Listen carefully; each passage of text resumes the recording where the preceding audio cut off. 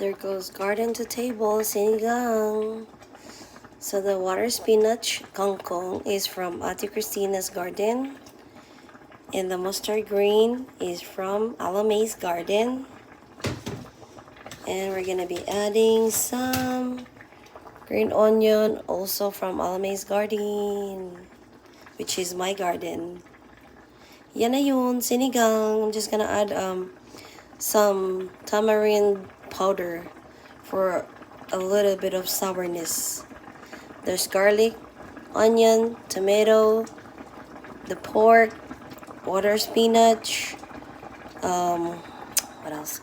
Mustard green and green onion. And I also picked some 3 blossom from the squash, 3 flowers. That's it, pansit! Garden to table. That's our dinner today.